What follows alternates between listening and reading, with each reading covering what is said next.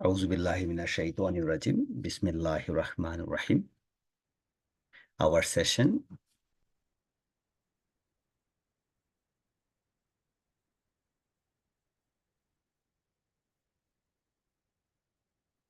Welcome to Dr. Ibrahim and my Sarah. So my Sarah is grade 11 student. She is the MC for today's session.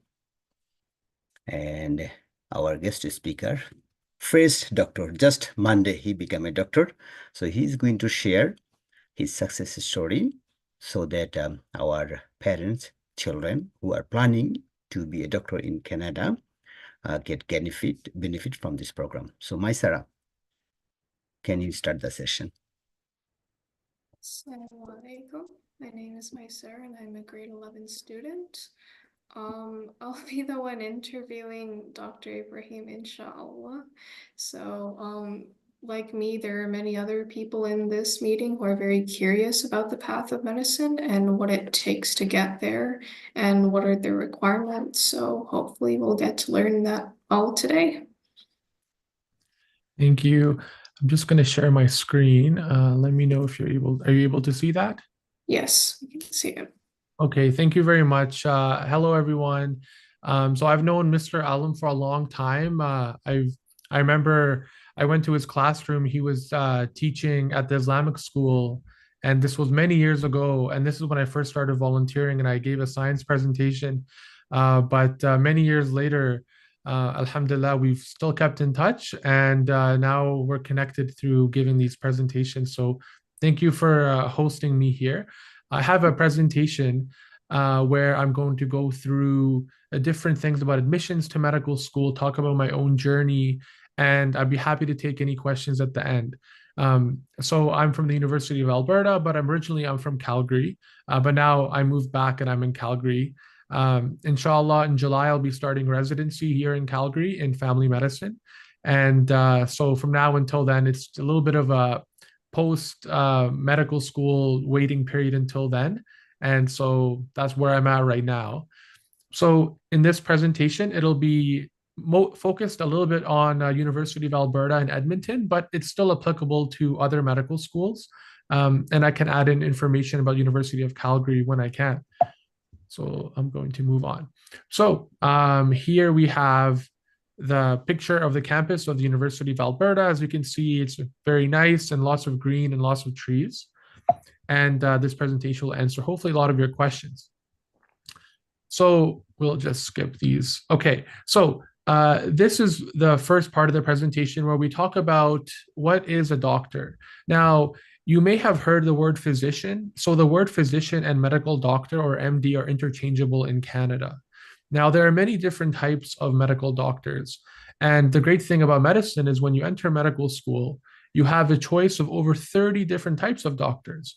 And the great thing is, it doesn't matter your personality type or your interests or things you're good at, there will be a specialty that is suitable for you and your life goals. And that's one of the unique things about medicine is when you enter medicine, you can enter all these different areas. So a lot of these you've probably heard of before, the most common being a family physician.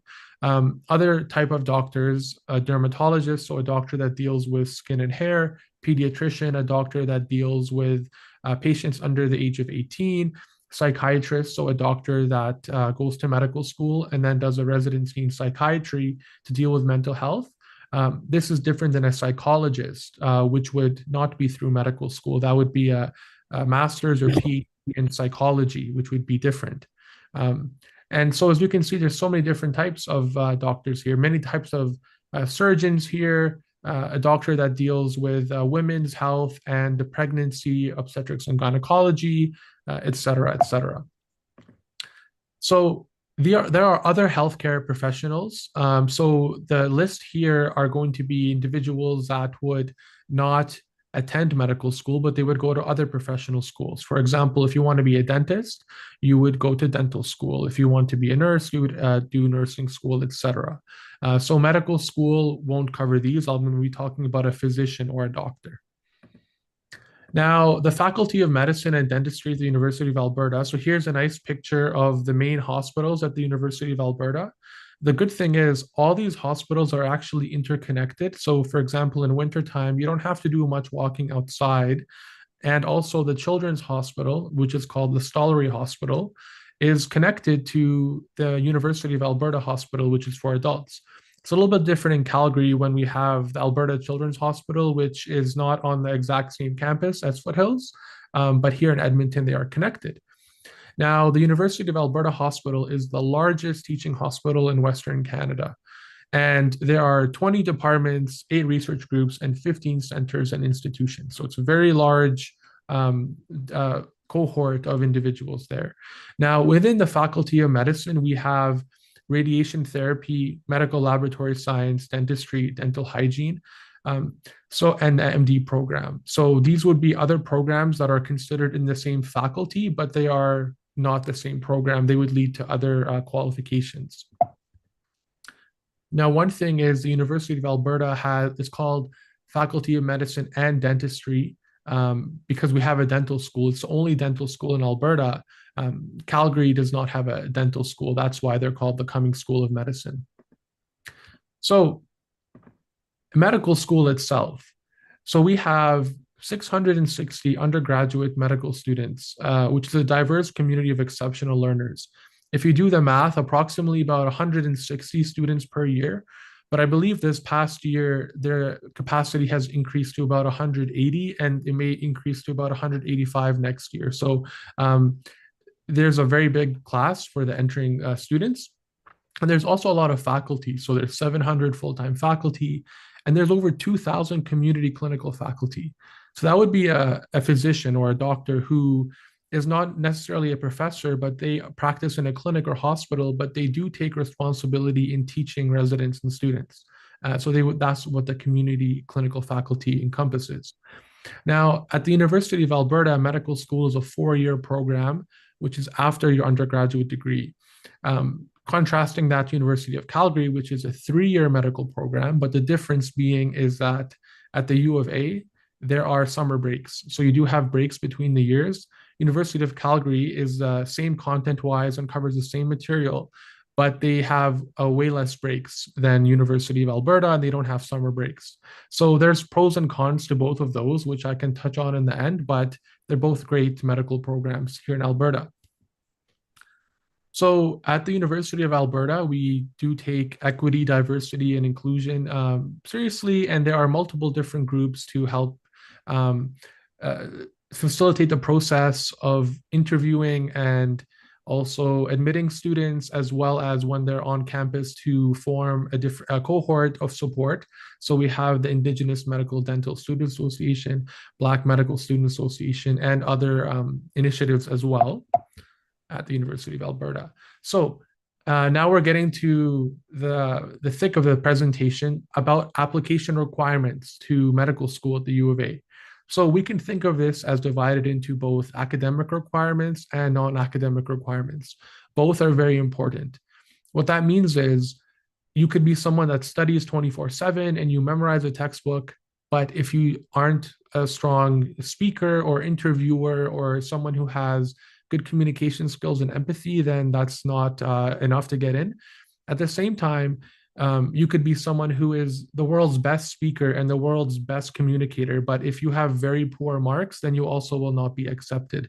So it's important to try to maximize both the academic and non-academic requirements to get into medical school. So I'll go through this one by one. So at the U of A, you need to have a bachelor's degree completed before you start medical school. Now, this degree could be in anything. And when I say that, a lot of people get surprised and they think, no, you need to have a science degree. Later on in this slideshow, I'll show you a slide of the breakdown of the different students in our class. But it can be in business, engineering, it could be nursing, it could be science, it could be education. There are no prerequisite courses anymore. There were prerequisite courses, but they got rid of that over 6 years ago.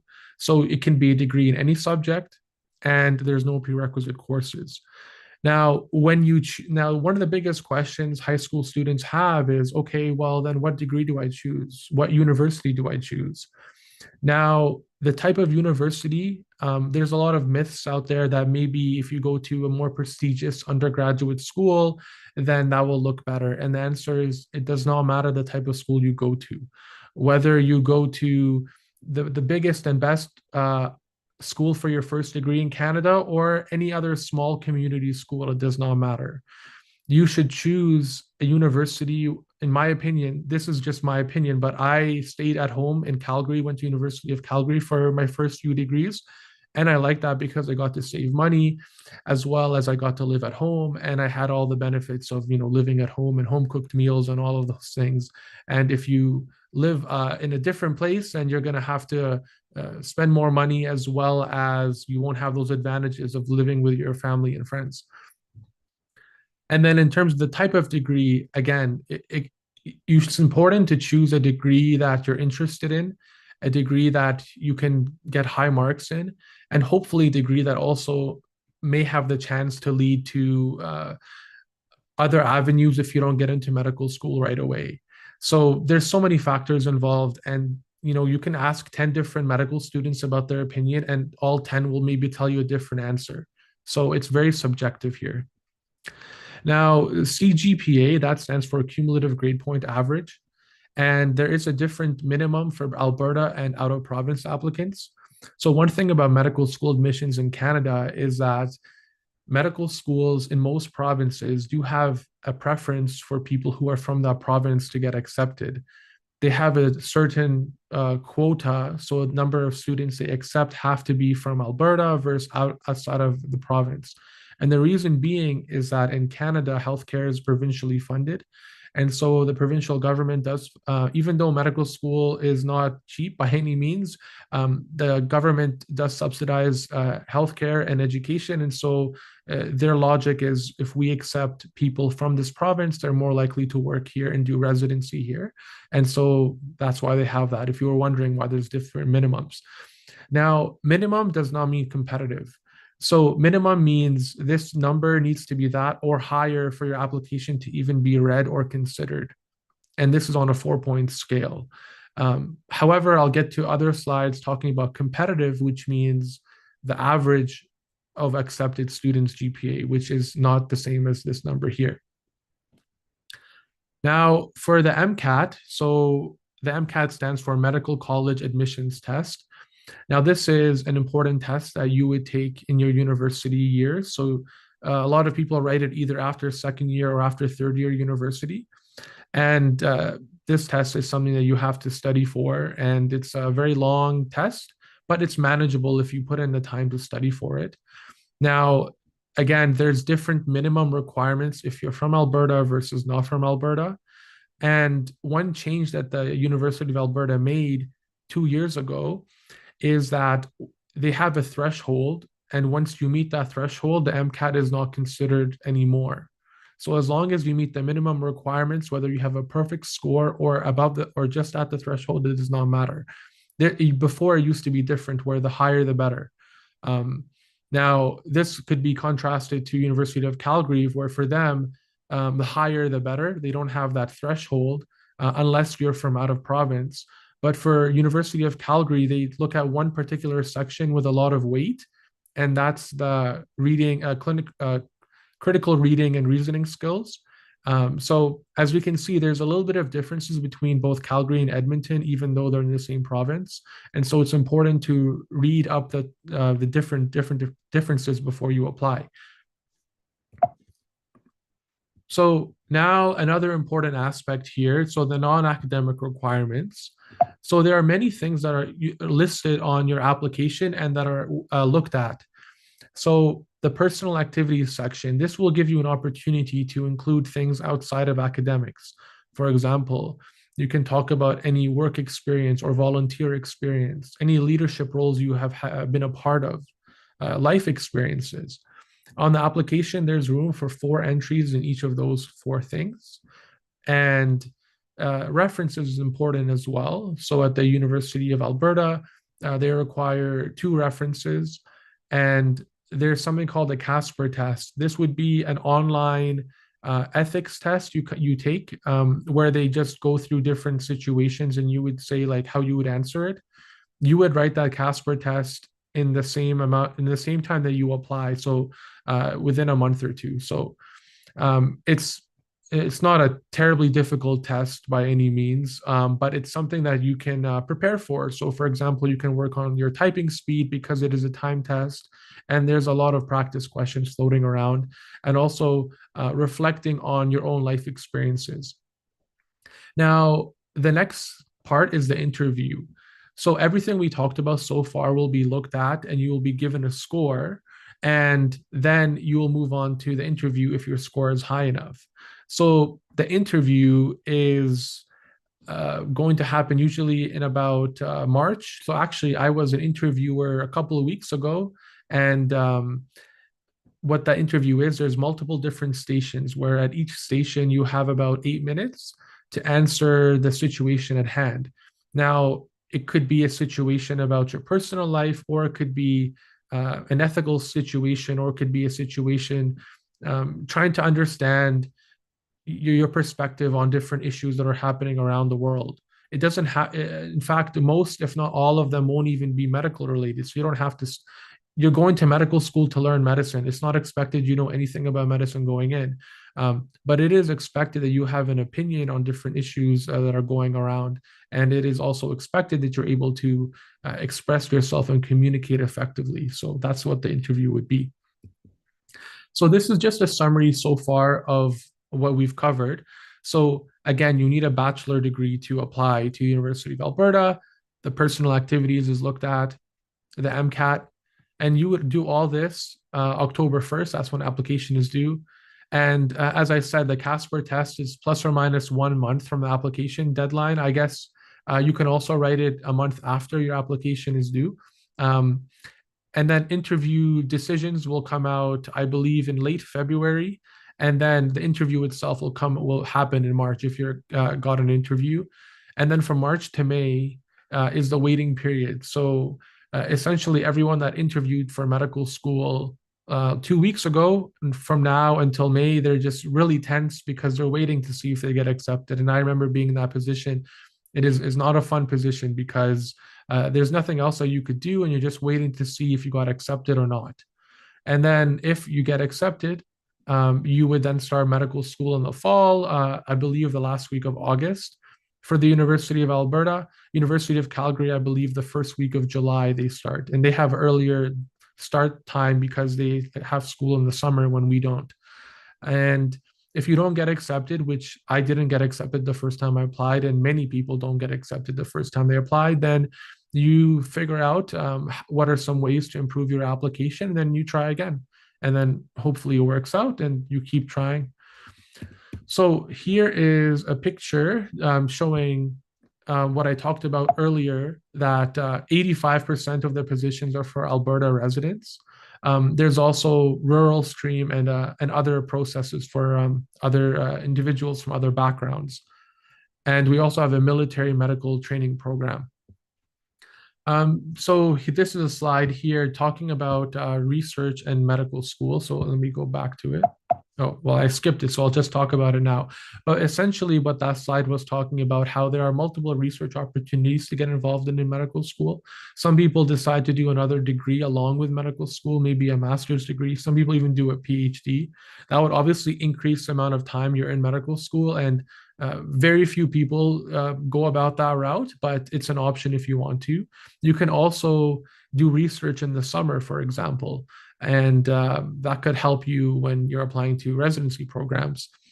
Now, this is a White Coat ceremony. So essentially, this is the rite of passage for medical students here at the University of Alberta and across Canada. So basically, you'll go up on stage, and the dean will call your name out, and you will go on stage and just be very happy that you made it this far. Your family and friends will be in the audience if they decide to come. And it's something that is very memorable for me. And I still remember exactly that day, and I don't think I'll ever forget it. And if you go on social media, there's probably so many different videos of people posting the White Coat ceremony. It's just a nice event to have. So now, what is medical school like in terms of what do you do in medical school? So medical school is split up into two parts. The first part is called pre-clerkship, and the second part is called clerkship. So at the University of Alberta, the year one and year two would be pre-clerkship. So pre-clerkship is when you are learning about different lectures, clinical skills, anatomy labs, small group work. So essentially, you'll spend maybe 6 to 8 weeks learning about different body systems. So, for example, in year one, you cover things like endocrinology, cardiology, pulmonology, renal, and you have one test, one big test at the end of these, and then you move on to the next one. And then year two, there's other body systems you would do as well. Now, you aren't working in the hospitals in pre-clerkship. You're allowed to shadow, so you're allowed to go see how doctors are working and learn from them. There are also other opportunities for family medicine where every medical student has to spend a few weeks in family medicine to work with a family doctor. But this is not the time when you're doing your rotations. So if you ever hear someone talking about doing rotations in medical school or working at the hospital or clinic, they're talking about year three and year four.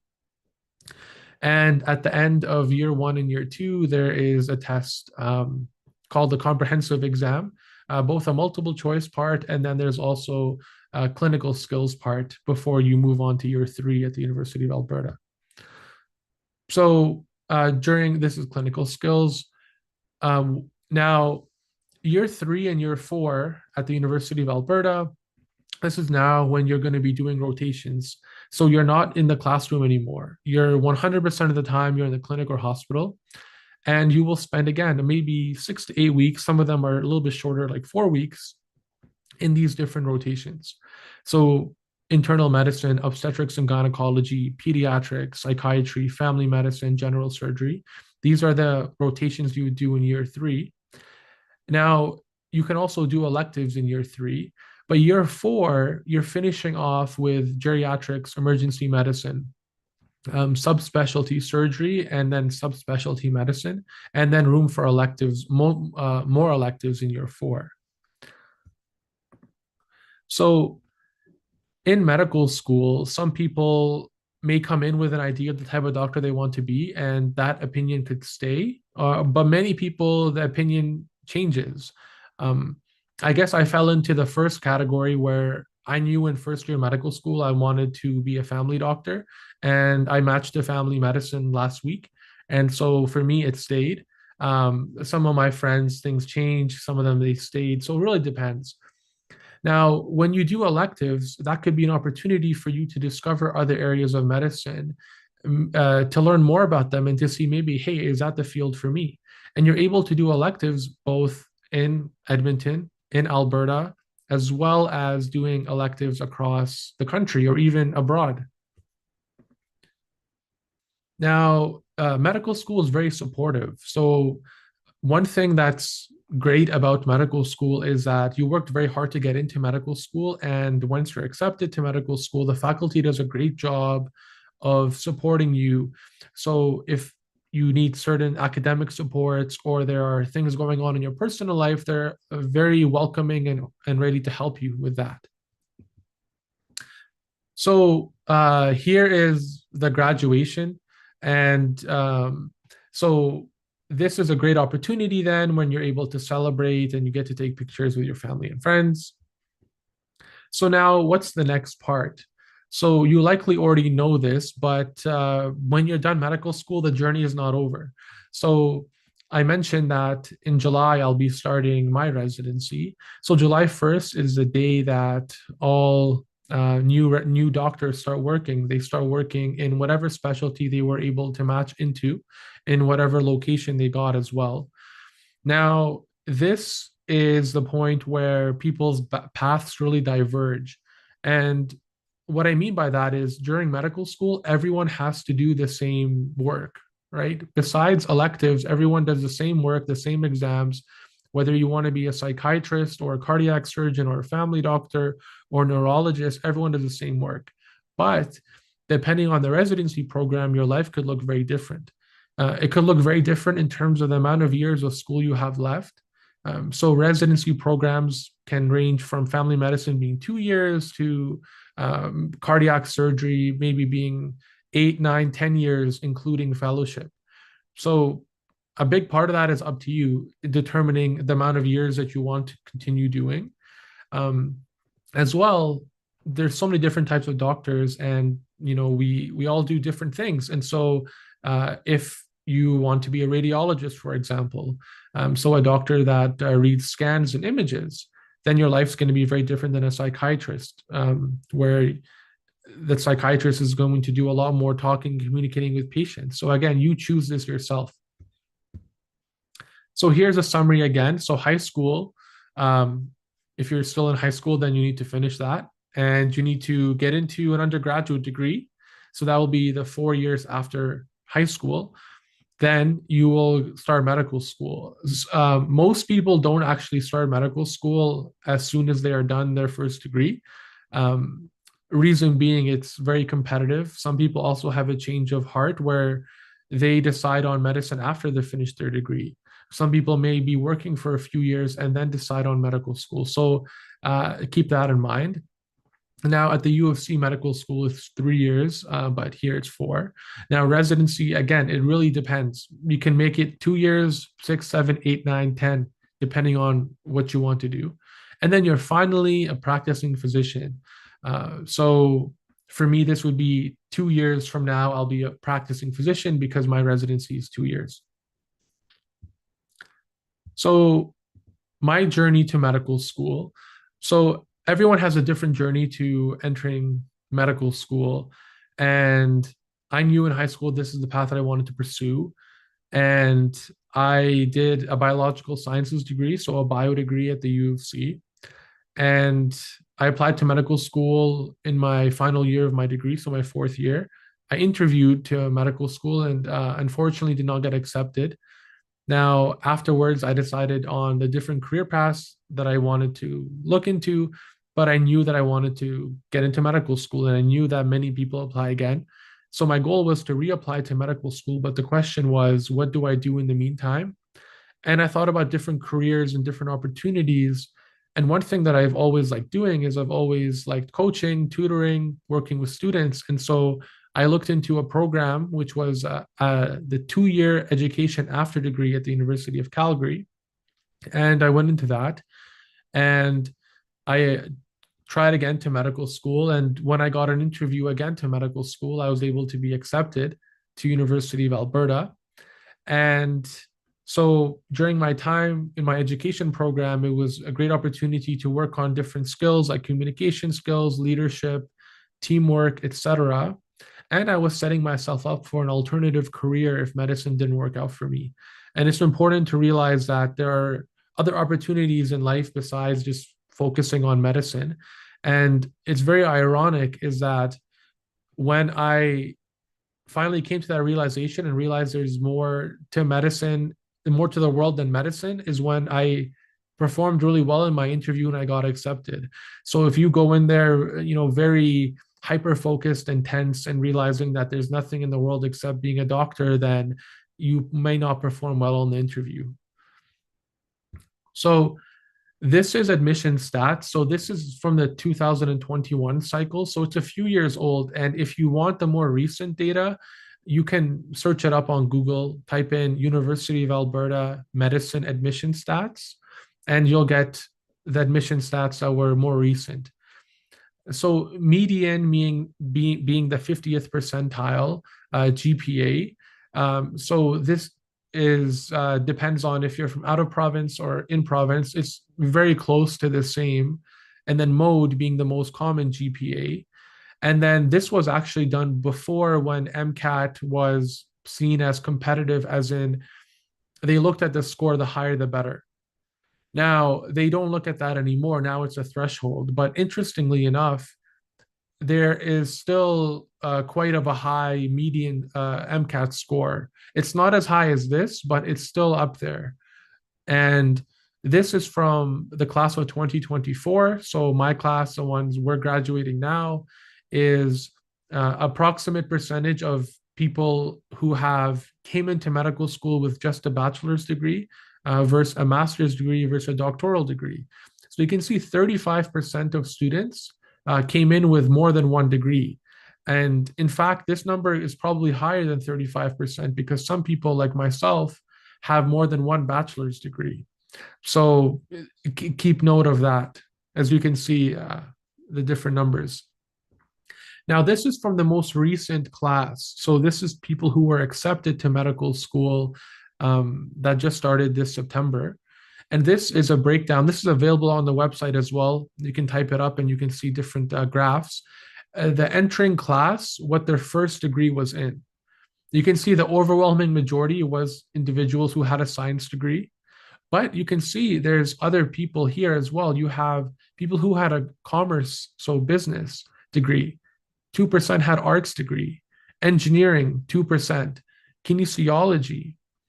There was even people who had, one person had dental medicine. So he was a dentist and then I guess decided he wanted to become a physician. So that's pretty crazy. That's a lot of years of school, and kudos to that individual. There was even a couple of people who had pharmacy degrees. So that means they were pharmacists. And I guess then they decided, hey, I want to be a doctor. And so they came in after their pharmacy degree. There was even one person who had a law degree. So I guess they were a lawyer and then decided, hey, I want to be a doctor. And they came back from more school. So there are some very unique examples there. So keep in mind, you can enter through a lot of other avenues, even nursing. There's a number of nurses as well in my class too. And every year there's a number of nurses. So this here is the different ages of individuals in the class of 2024. The individuals who were 21, those were people who either maybe skipped a grade of school early or they had their birthday earlier than yeah. So, and then the other people who were 22 would be people who finished their 4-year degree, etc. So you can see median there is going to be 24. So that's the middle number. So half the class is below that, half is above it. And this follows a trend of other medical schools. Generally across Canada, it'll be 23 or 24, which is the median 50th percentile age when individuals would start medical school. But as you can see, there's 2 individuals who started past the age of 40. So it's never too late if this is a goal that you really want. You don't have to start it in your early 20s. You can have a full life and get married, have kids, work for many years, and then apply to medical school. So it's never too late to go into education and to make your dreams happen. And yeah, so all these people had all different life experiences, different backgrounds and degrees, but they were united in their goal of entering medical school. And because this was the class of 2024, which was my year, now finishing medical school and entering residency in July. So it's interesting that way. Now, in terms of tips, so I think that this is just some tips that I came up with myself. Now, this was after reflection, after going through the process of applying to medical school more than one time, and then also now being in the process of finishing up. I wrote the word backup 3 times. And the reason I wrote that is because unfortunately the numbers aren't in everyone's favor in terms of admission. So it's important to have an open mind to realize there are other careers that could make me happy. And I can pursue those other careers while still trying to medical school. Don't think that if you try to pursue another degree or another career, it means that you forgot medical school. You can do them at once. And that's what I did. When I went into my education after degree, I knew I still wanted medical school and I wanted to try again, but I was pursuing another career that I think is a great career. And then that would provide me with a lot of great benefits, which was teaching. Now, the second one I wrote is all components of an application are important. So going back to my previous example, you can't be someone who just studies all the time and does not have the good enough communication skills or social skills to do well in an interview. And because medical school is a profession where you have to interact with patients, right? So you're going to be talking to patients all day. You're going to be talking to people in their most vulnerable states. And so because of that, it's important to be a good communicator, a good listener, etc. So you need to have both academic and non-academic skills. But you don't need to be perfect at everything. No one is perfect at everything. I'm not perfect at everything. In the weaker parts of your application, you can balance that out by having a stronger part of your application. So maybe your marks are not the best, but they're okay. They're passable. Not passable as in 50%, but they're good, but they're not extraordinary. If you have great communication skills, great references, and extracurriculars, that could help you, right? Otherwise, another perspective, maybe you're someone who has really, really high marks, but you don't have the best volunteering record. Well, your high marks could also help you balance that out too. So think of it from that perspective. I wrote keep track of verifier contact info and details. And a verifier is someone, when you apply to medical school, is going to verify or make sure that what you wrote is accurate. So for example, let's say you volunteered at the library. Now you need to remember the contact person. So maybe the volunteer coordinator or the manager or whoever was there at the library. And when you apply to medical school, you'll have to write their name and the library and their phone number or email. And then that medical school will send an automatic email to that library coordinator and say, hey, did this person actually volunteer at the library, and how many hours did they do it? And they just say yeah, and they have to verify that. So this is not a reference. This is a verifier. Okay, and this is for everything. So even if you have a part-time job, maybe you work a fast food restaurant in the summer, you will have to keep contact of your manager, for example. Maybe you play on a sports team. You will have to need your coach as someone who will verify that you played on that sports team. Surround yourself with good people. So the reason I wrote this is very cliche, and perhaps you've heard this before from family, friends, parents, is you want to surround yourself during your school, whether it be high school or even undergraduate years, with other individuals who are, serious about their career and serious about their education. They will provide a good help for you, and you can support each other. If you don't surround yourself with people who have like-minded goals, then you can find yourself slipping away and not making your goals happen. So it's important to have good friends. Now, one bad course or one bad semester will not break your application. So at both the University of Calgary and the University of Alberta, they actually drop your worst year. So when you apply to medical school, you have 4 years of marks. Whichever one is the lowest, they'll just cancel it. They won't even look at it. So don't worry if you have a really bad year. Maybe you're adjusting to university or whatever it may be. But the caveat is it's only 1 year. So you don't want to have more than one bad year, because it'll count, right? So that's an important thing to know. So this could be something that makes you happy, in that it's not every single course you've ever taken and you need to be great. No, you can have off times. So your hard work will pay off, and medicine is great, but it's not the only career in the world. Because if you have this mentality, then you're just going to be very stressed out and very worried if you don't get into medical school. So it's fine to have that as an important goal, but realize there are other opportunities in life. So I can take questions now. I'll stop sharing my screen, and I'll take any question anyone has. Okay, Dr. Ibrahim. So, so that still I have chance to be a doctor again. My presentation, I see there's 40, 35 years old also, they are studying. Yeah. Maisara, may I ask one question? Okay, so I see some of my students, they think when they go for life science program, okay, or the biological program or something, to path to medicine, because this is related, right? But if very, the students, there is a very limited number of seats, right? Very competitive program. So when they don't get the admission, so they don't have any other good path to go except teaching. But in this case, some students are thinking about the engineering program. They are doing engineering program, then go for, if they don't get the medicine program, they can go their own track. So what will be your opinion about this case, Dr. Ibrahim? That's a fantastic question, and that's a question that many people always have. And you brought up a good point. Unfortunately, with a life science degree or health science degree or biology degree, I put them all under the same umbrella because they're very similar. Is that when you finish that degree and you don't decide to do further education, there are limited opportunities to have a meaningful career with just that bachelor's degree, unless like we go into education or you do a master's or therefore.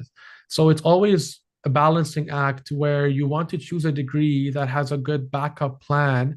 But at the same time, for example, engineering is a great degree, but it's hard. It's hard for the GPA. So then, if you decide to take engineering as your first degree, the benefit is if you don't get into medical school right away, or unfortunately ever, you have a great job as an engineer. But the problem with that is that the engineering degree is generally significantly more difficult than a biology degree. And so, if you decide to take that engineering first degree, you have to work, I believe, harder to get marks in the degree. So it's really a balancing act. There's no one true best thing to do, and so that's one thing people should take note of. Um, so yeah, that's my opinion on that. From for myself, yeah, I did the 2 year education after degree after my biology degree because I couldn't find a meaningful career. So you can always do more education after your first degree, but if you want to have a good job with just one degree, then you're limited with, for example, engineering or nursing, things like that that can lead to a job right away. Can I ask a question? So someone in the chat is asking a question that I also had in my mind, so I'm going to share it. It basically asks, could you go into more depth in regards to why you think applying to medical school didn't work out the first time, and what did you change, and how did things work out differently for the second time around? That's another great question. And so when you get rejected from medical school, people can get rejected for many different reasons. Now, for example, one reason that someone may get rejected from medical school could be due to a GPA. Maybe their marks were low. Maybe someone could get rejected from medical school because their MCAT score was low.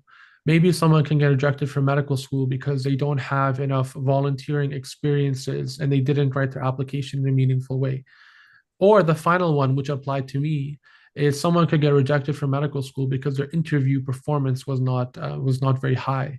So for me, when I first applied to medical school, I didn't feel that I had the life experience or the ability to really communicate and to sell myself in an interview. And when I went to my first interview, I was only 21 at the time.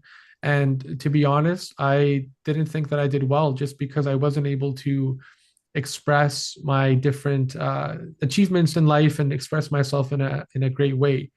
And over time, when I went into the education program, one of the benefits is it increased my confidence because I had to teach students every day. I had to communicate. I had to work on how I spoke to people.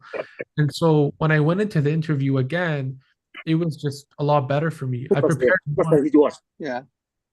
Sorry, I guess someone has their um, so it went better for me in that way.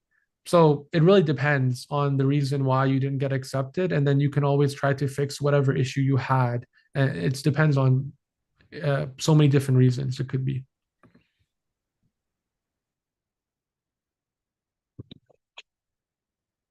What volunteer experience do you believe is best for medical school?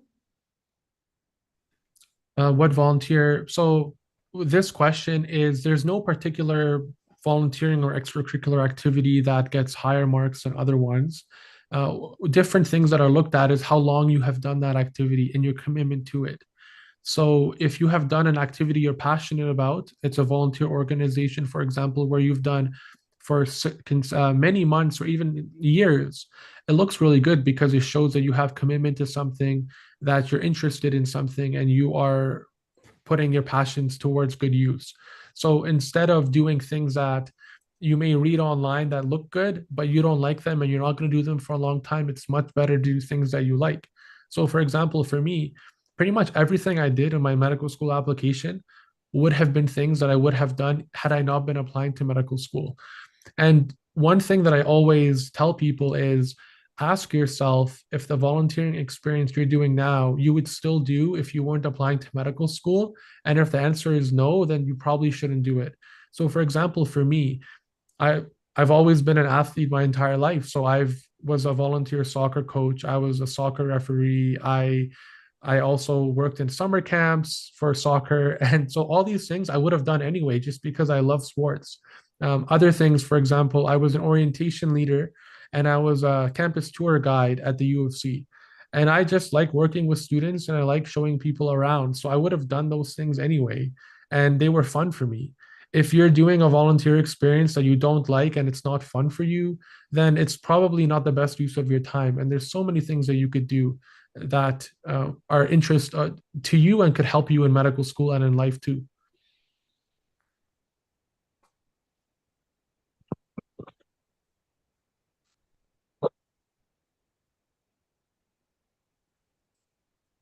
Um, Next, I see one on the chat. Do medical schools look at your spring and summer courses? So I'll just answer this one from the chat. Um, this is a good question, and the answer it depends on the medical school. So different medical schools in Canada have different policies if they look at spring or summer courses. Off the top of my head, but don't quote me on this, I don't think the U of C looks at spring or summer courses as part of their evaluation. And I think the U of A also does not look at them unless you take 3 courses or more in the spring and summer terms. But I would really check the website. They have this answer to you, and it depends on the medical school. So that's my answer of when I applied a few years ago. It's more than 4 years ago now, but that's what I remember.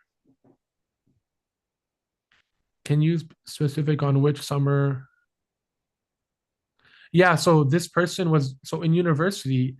So generally, the university term is split into the fall term, which would begin from September to December, I believe, and then you would have your winter break, and then when you come back in the new year, the second term of university would be then from I believe January until April, and some university students only take courses in those 2 terms. And if you decide not to take spring or summer courses, you'd be done university in April. And then you can work or volunteer or travel or whatever it may be. Then there would be a spring term for university. That would be May and June. And that would be for individuals who want to take maybe more courses in the summer to get courses out of the way. Um, and then there would be a summer term, which would be July and August. And that's what that would encompass. So spring and summer courses are not mandatory, but that's what they meant when they meant spring and summer courses. Yeah, no worries. Uh, I have a question. The question is like volunteer experience. Uh, which volunteer experience counted more? Is it from the high school level one or the university level volunteer experience counted more? Yeah, that's another good question. So if you start volunteering in high school, that's definitely something you can actually include on your application.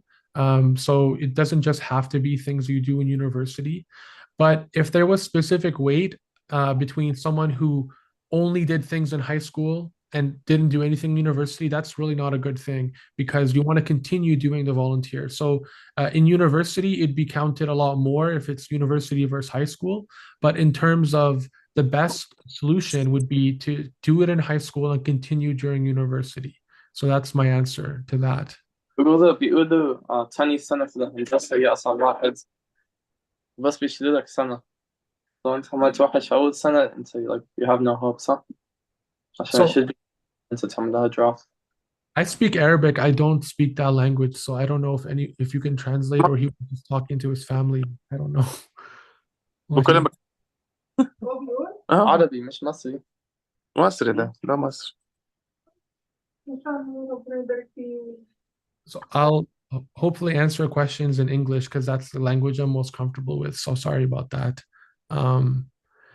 So Noor has their hand up. I don't know if Yeah, so I just wanted to ask, what do you think like makes an applicant stand out from others, and like what separates a decent applicant from a great applicant when they apply to med school?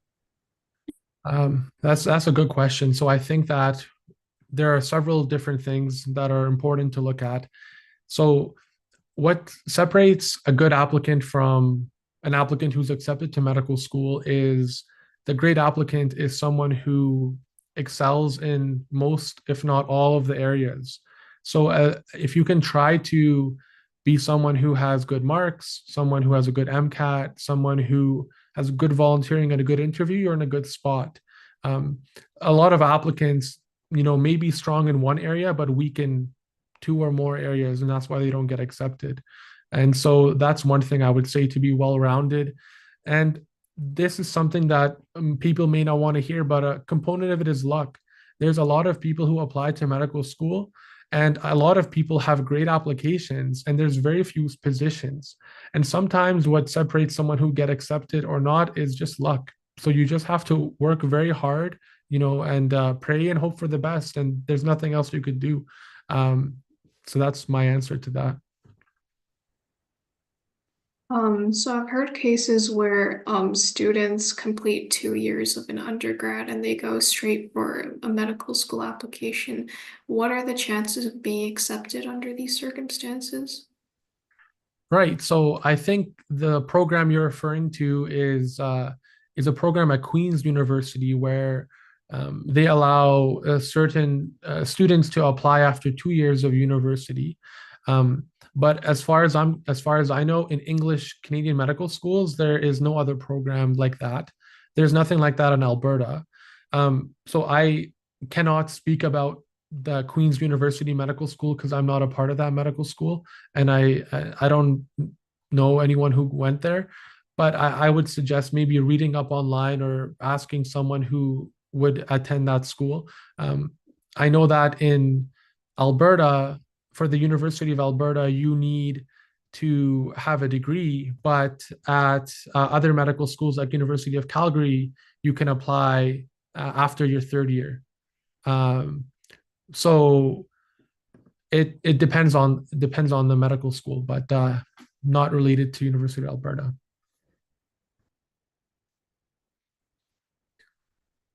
I don't know if anyone had other. I have another question in regards to the interview. So what advice would you give to people that are about to that are going to give their interview, like just some tips and stuff? Sure. Some of it is general interview tips. So, for example, trying your best to stay calm and be relaxed and to be yourself. And the reason I say that is some people think that there's a specific perfect answer they need to say. And when they are in that position, they go to the interview and they sound like a robot reading a script. And they're not going to get high scores for that. Compared to someone who comes in who's more natural, more relaxed, and is very honest and genuine about the answer, that looks a lot better. Because medical schools don't expect you to be a perfect robot who has a perfect answer.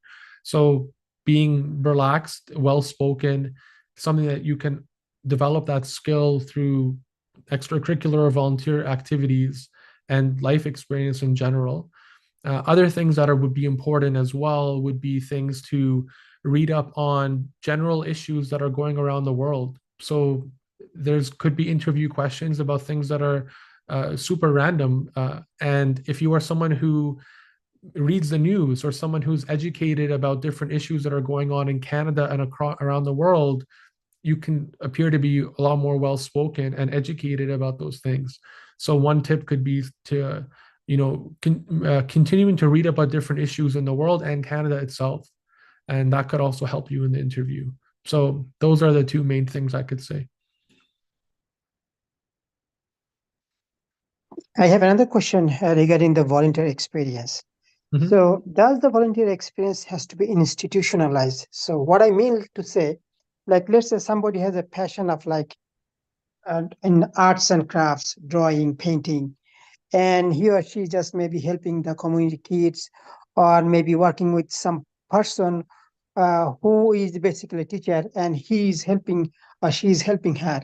or maybe somebody has skills in debating and he or she is arranging a debating for the kids in the community. So these sort of things. So it is not a particular institution, but under someone else or somebody, does this count or Of course. it will not be counted? Yeah, no, of course. So it doesn't have to be something that's institutionalized or within a school. It could be, yeah, it could be things that you work, maybe a library group, or maybe there's a leader in your community who does arts and crafts. So even, for example, with Mr. Alam, if I know that he does a lot of really cool origami, if you volunteer with him, then that could be something you can use on your application. He could be a verifier for sure. So it doesn't have to be something that's formal. It could be things of that nature as well, for sure. All right, thank you very much. Mhm.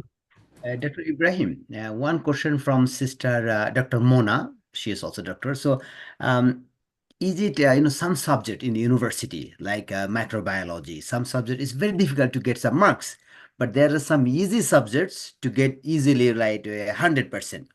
So, what is your advice in this case?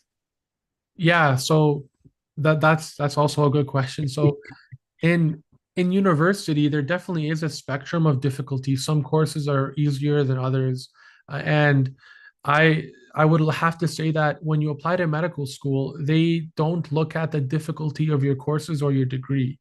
So, for example, if we have two people, person A who pursued a very difficult degree and does not have the best GPA, but person B pursued the easiest degree in the world, guess what? The person B wins 100% of the time. So it's important to also be strategic, is that don't think that taking very hard courses, not doing well, is going to impress the admissions committee. Unfortunately, they don't look at that, right? So that's maybe a misconception that people would think about doing a very hard degree. However, at the University of Calgary, I believe they do look at the overall things like trends in your courses.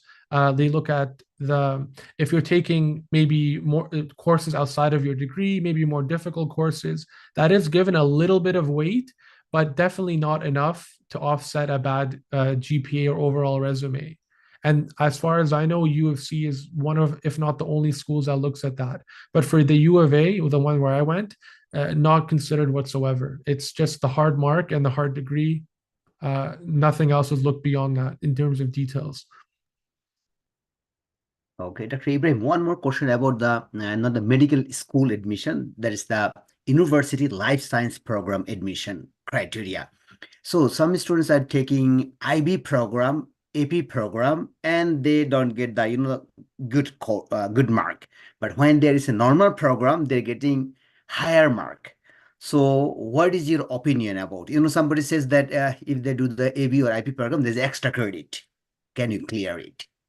Yeah, so when you apply to university, so when someone's applying to an undergraduate degree, obviously they look at, your high school marks, and IB or AP could be on average more difficult than non-AP or IB courses.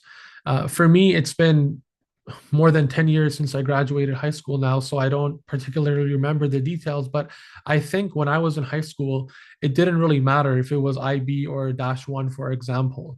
However, the advantage of IB is that if you take the IB course and you do well on the IB exam, you can use that as credit to pass the first year course in university. Or if you decide not to use it as credit, you can still take the first year course in university, but you have a big advantage, is that you are prepared very well for the course because you already took a hard IB course in high school. So again, there's pros and cons of it. The con is obviously that your marks may not be high, but the pro is that maybe you'll get credit for it. Like if I would honestly go back in time, because I did partial IB, so I took some IB courses in high school. But honestly, if I could go back in time, I would just take the -1 courses, which are easier, and get a higher mark in them. Because when I was applying to university, it didn't seem like they gave me extra credit, or sorry, extra points for taking the IB course. The only advantage that I remember is, again, just being prepared a little bit extra and maybe taking that extra credit. But that's my opinion on that. Just want to ask, what are some books that you used for studying for the MCAT? Are there any reference books that you used? Yeah, so again, it's been about maybe 6, 7 years since I wrote the MCAT, but the good thing about the MCAT is there's a lot of really good prep resources. You can type in on Google different MCAT resources, and there's different websites. I use something called Kaplan, which is a company that makes prep books and they make prep courses. I remember there were a lot of other, like UWorld is another company that makes courses. But the one thing, or books, but the one thing that I found the most helpful, and I still remember this, is the official company who makes the MCAT is called the AAMC, which I think is the American Association of Medical Colleges. So that's responsible for both Canada and the US. Anyway, so they have practice questions that you can get on their website. And those practice questions were probably the best resource for the test. So my answer to that question is there's a lot of companies that make prep resources, but the best one, in my opinion, is going to be the official questions from the company who made the MCAT, which is the AAMC. You can find it on their website. And how relevant is physics in the med school sphere? So in terms of in medical school or on the MCAT? Or both? MCAT and in medical school. Okay, so on the MCAT there is physics, but as far I remember, it was probably the smallest section on the MCAT. There wasn't many questions on it, so you don't have to worry about that. In medical school itself, there's zero physics. Physics is not related to medical school unless you decide to go into radiology or I think radiation oncology. Those would be two specialties where physics may be a little bit more needed because they do deal with imaging and radiation, which physics is a component of that. But in pretty much any other specialty that I can think of right now is that physics is not important whatsoever. Which is good because I was good at physics, but I didn't like physics. So I'm glad that it's not relevant to me anymore. What are the work hours like for a physician? So that's a good question. And the answer is it really, really depends. It depends on so many different factors. So it depends on the type of doctor you are. It depends on where you're working. It depends on how many hours you want to work as well. So I'll go into that. So there are some specialties in medicine that overall do have a better lifestyle, so better work hours than others. And so, for example, surgery would be on the end that has worse work hours than fields like family medicine or psychiatry or pediatrics would probably have better lifestyle. But if you are a family doctor or a psychiatrist and you want to work even more hours than a surgeon, you can. So it really depends on the hours you set for yourself. And this could be easier in some specialties than others. Some specialties where you work in a clinic, you have more control over your schedule because you can kind of set your hours when you're a fully done doctor. If you are a surgeon, it'd be probably more difficult because when you get hired on by the hospital, the contract kind of states that you have to work this much hours and you have to do call, etc. So the answer is, I know a cliche that doctors have really bad lifestyle, but I find that a big myth because it depends completely on the type of doctor you are going to become and the hours that you set for yourself. So it's manageable. I guess Azur has a hand up. Yes, I have one question. I mean, two questions. First, actually, what was your undergrad degree? Yeah, so my undergrad degree. So the first one I did was biology, so biological sciences, and then I did education, which is a 2-year after degree. Okay, my another question though, you mentioned and I knew that okay, your undergrad degree can be any subject, but I can vividly remember that once actually one student from UBC, UBC, he was my co-op. I just casually asked him, why don't you apply for medical school? then he said to me that time that, okay, I completed my degree. My degree is from, it is computer science and engineering. And if like my boss give a reference to me, and if I work like as a pharmacist, for example, and one doctor give a reference for medical schools, then of course in the competitions I will be like I will be behind him. So though it is it's written that any subjects from you it can come, but in reality it is not. So my question to you that, okay, have you seen actually any students, any of your friends who came from after completing an engineering degree? Yeah, so you brought up a very good point, and the reason I'm glad you brought it up is because I think it's a myth that I'd be happy to dispel. So I think a very common myth that is a lot of people think is that the title of the person who wrote your reference letter or the prestige of their job or connection they have will influence your application. That's a very big myth because if you are, and this example might sound very out there, but it's true. If you're someone, let's say you worked at McDonald's for 5 years, you did a very good job at McDonald's, you were very humble, you worked hard, and you had a great relationship with your manager who saw you working really hard, and you can go ahead and use that person as a reference letter, and they're not going to care that that person was not a physician or a professor or something. Now, regarding so that's my answer to that. And the second one is, yeah, I can pull out my phone right now and call a few friends who literally did engineering. And if I had time, I could have brought them on the call. But I have friends, and I'll tell you, I have people who did nursing, engineering. One guy did music. I'm not kidding. He did a bachelor's of music, and now he just finished medical school. I have friends who did accounting. I know a guy who did public health. The majority is science, but I do have friends who did other things. And myself, like I did, my second degree was education. And one of the references that I used was actually a teacher. They weren't a physician. None of my references were actually physicians, and I'm done. Like, so you don't, I'm glad you brought it up, but like I'd be happy to dispel that myth from my own example, my friends' examples, and I'm someone who was involved in the admissions committee the last 2 years as both a file reviewer and interviewer. So that's my answer. So I don't know maybe why that student said that, but unfortunately, it's not the most accurate statement. Thank you for the clarification. Just one last question. How relevant is networking in the med school career? How is you mean during medical school itself? Yeah. Or just like the full pathway to med school, like how important is networking?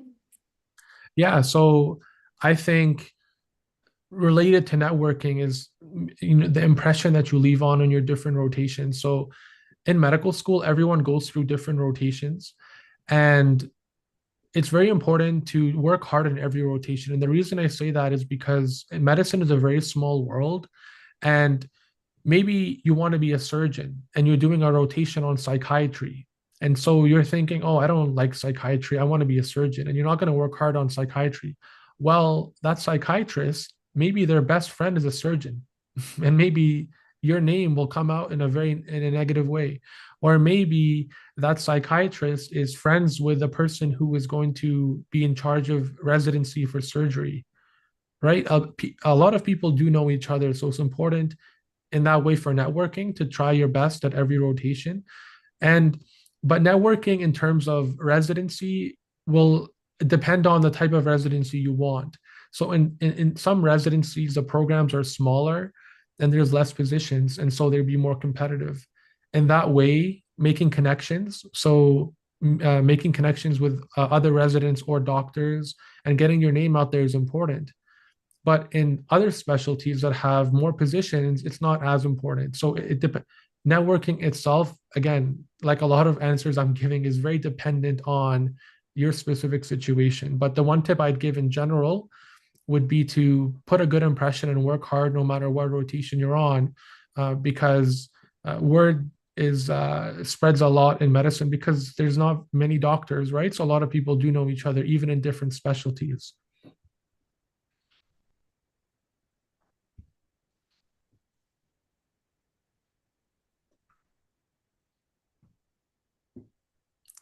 Oh, another question? Sure. Yeah, so I was just wondering, how did you study for the MCAT?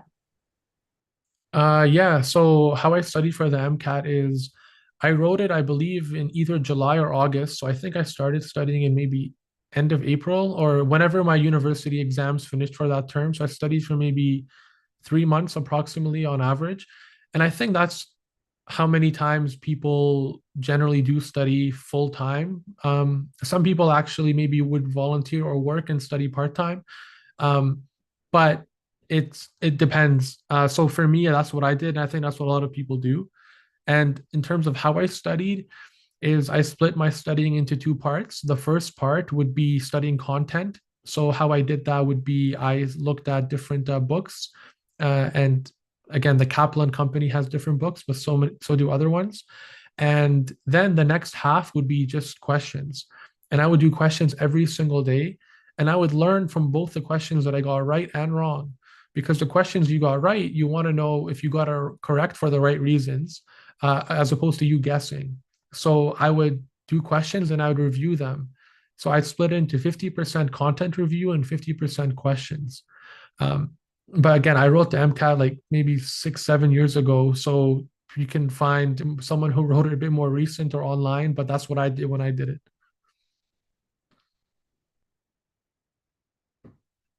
And how many times, if you don't mind me asking, did you take the MCAT? So I wrote the MCAT 2 times, and the first time my score in the critical analysis and reasoning skills, so that's the English section, was not very high. I did well on the other sections, but I knew for Calgary they really looked at that section, so I wrote it again, and I improved my English section. My critical analysis and reasoning skills is what they call it. So basically, it would be very similar to reading comprehension test you would have done in high school, but obviously a lot more difficult. And I just never did too well on those in high school, so I didn't do well the first time, but I studied again and did better the second time, and my score was high. Alhamdulillah, Noor is very active. I think she's going to apply very soon. What do you think? Yes, maybe. Inshallah. English, or how did you prepare for the car section, and what exactly did you improve to do better on your second chance? Yeah, so in that section, so how I prepared for it is essentially, oh, my neighbor has a dog. So anyway, so how I prepared for that section is basically I went ahead and I did a bunch of questions. So again, online you can find a bunch of different resources of different companies that make practice questions, and it's important to do them in timed situations. So one of the things that made that section difficult is you don't have much time to read and answer the questions. So it's important to practice in timing yourself. And to, again, read the answers of why things are correct or incorrect. One strategy that I read about online, which I didn't actually do myself, so I don't know if it's good or not, is maybe, a year before your test, maybe every Friday or every couple of days, read the newspaper or read complicated articles online just to improve your ability to understand more dense material. And I think it's one of the sections where you kind of know yourself. Are you good with reading comprehension or not? I don't think there's too many in betweens. I unfortunately fell into the not so good, but it's okay. I made it in and I got accepted. But it's a section you can improve by doing questions. Okay, I'll be taking one question from Azizur Rahman, and then we will end this meeting. Thank you for your time. By the way, this was very informative. Last questions. Yeah, my question actually, is there any limitation of how many times you can apply to medical school? A good question. So there is no limitation. So essentially, I personally know someone, and this is gonna maybe shock some people, who applied to medical school 7 times. So they applied for 7 straight years until they got accepted. And there are some people who get accepted on their first tries and a lot in between. So there's no limitation. You can apply as many times as you want. But and actually, this person I never directly met, but I heard from a friend of a friend. They applied 8 times. I think that's the record that I've ever heard. But hopefully, it doesn't take that many times. But I'm super impressed and super impressed at those people. They knew their goal and their dream, and they worked hard, and they looked at setbacks, and they said, "I'm gonna keep going. I'm gonna keep going." And those people who applied 7 or 8 times, they're done. They're older than me. They're full doctors now. So if you really want it, you can keep applying. Thank you. Yeah. So that concludes the end of this meeting. Thank you to everyone who came here and inquired about med school. Thank you to Dr. Ibrahim for coming here and sharing us his knowledge. This was very informative, and I'm very glad for this meeting to happen. Thank you. Thank you, everyone.